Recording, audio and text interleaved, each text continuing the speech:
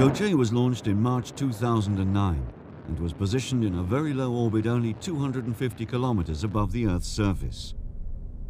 From that orbit, GOCE measures our planet's gravity field with a precision never obtained before. At school, we learned that the Earth's gravity is 9.8 meters per square second. But in reality, this is not entirely true. The gravity field does show differences. GOCE feels these small differences in two ways.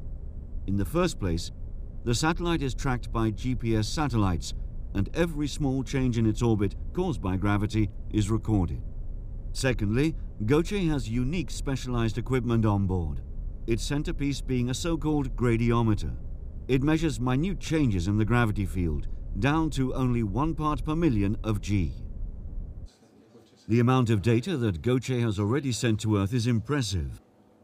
Here we get in the order of 6 to 8 measurements per second, which means that we have several hundred millions of observations which have to be then processed to get finally a model of the global gravity field and many derived products. The result of GOCE's work is the most detailed map ever of the gravity field.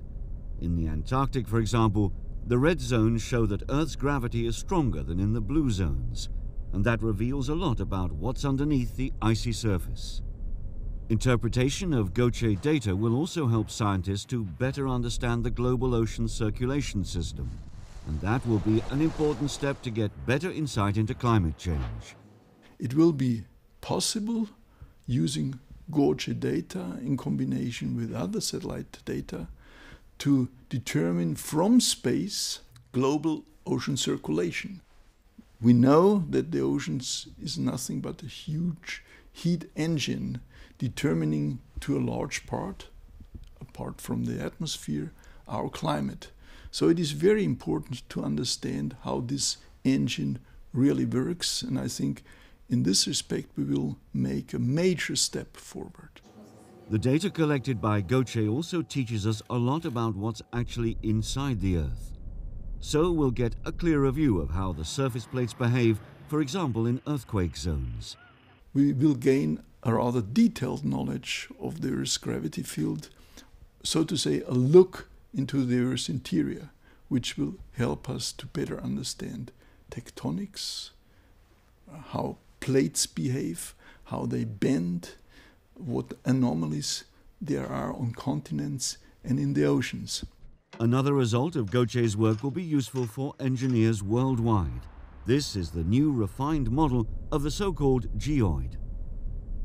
To understand this geoid, we need a bit of imagination. If the planet would be covered completely by water, the gravity field inside, or the gravity field of Earth, would shape the sea surface like that. If we had no land masses, nothing, the sea surface would look like the geoid. This model is widely used by all kinds of scientists.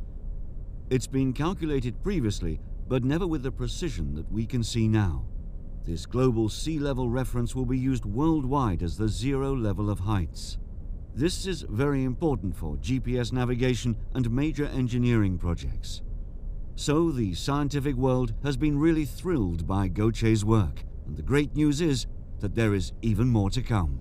We have fulfilled the specified mission, but of course the scientists are very hungry to receive even more data, because the geoid becomes also better and better the longer we measure. So we have fuel for maybe another 2 years. We plan to use all fuel as long as the satellite is healthy, but we are now glad that we have fulfilled the mission we have planned originally.